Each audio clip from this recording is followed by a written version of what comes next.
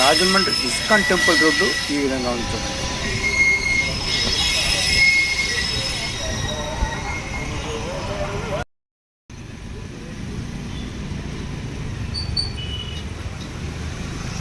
అదే రోడ్లో ఉన్న అయ్యప్ప స్వామి దేవాలయంలో పడి పూజ.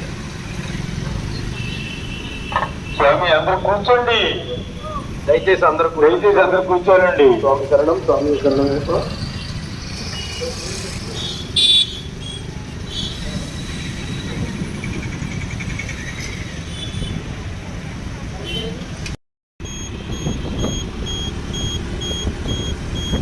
ఊరంతా వెలుతురుంటున్నా సరే రాజమండ్రి నడిబొడ్డున ఉన్న మోరంపూడి ఫ్లైఓవర్ పైన ఎటువంటి వెలుగులు ఉండవు.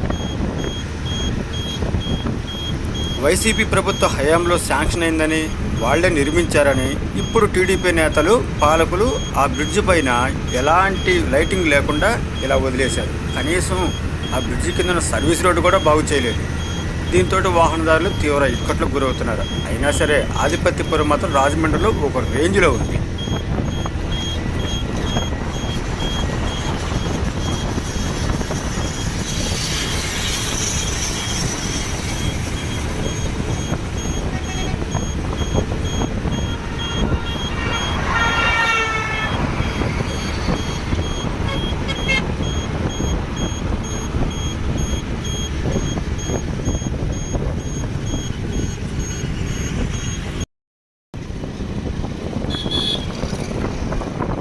హైవే పైనుంచి దవడేశ్వరంలోకి వచ్చే దారి ఈ విధంగా ఉంది.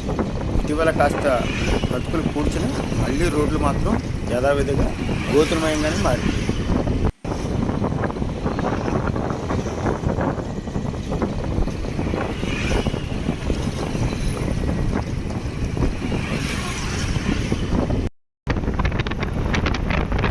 ఇది రాజమండ్రిలోని నేషనల్ హైవే. రామగిరి నుంచి హార్లిక్స్ ఫ్యాక్టరీ వెళ్ళే రోడ్లో చూశారు కదా, మొన్నటి వరకు ఇసుక లారీలు తిరిగి ఎడమవైపు చూడండి, అంత ఇసుక. దాన్ని తొలగించే పరిస్థితి మాత్రం కనబట్టలేదు. అదిగాక సర్వీస్ రోడ్లు లేకపోవడంతో రాంగ్ రూట్లో వెహికల్స్ రావడం ఎక్కువైంది. కానీ రోడ్డు మాత్రం చాలా విశాలంగా ఉంది చూడండి, ఎంత బాగుంది.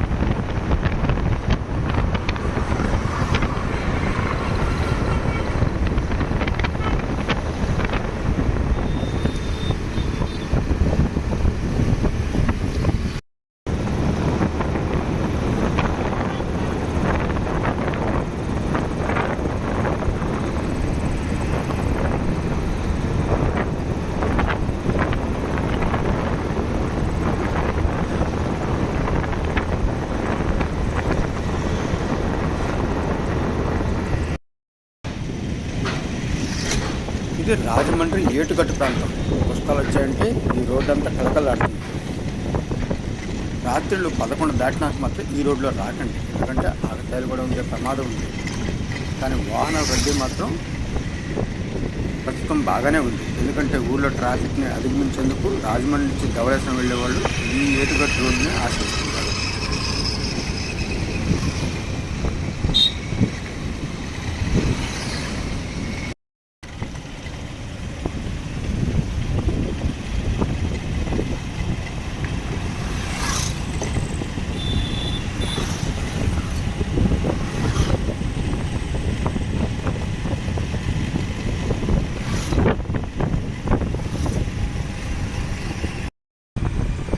సరదాగా ఒక మాట, ఇదే రోడ్ల పైన రాత్రుళ్ళు ఇసుక లారీలు కూడా రయ్యమంటూ ఒక రౌండ్ వేస్తుంటాయి.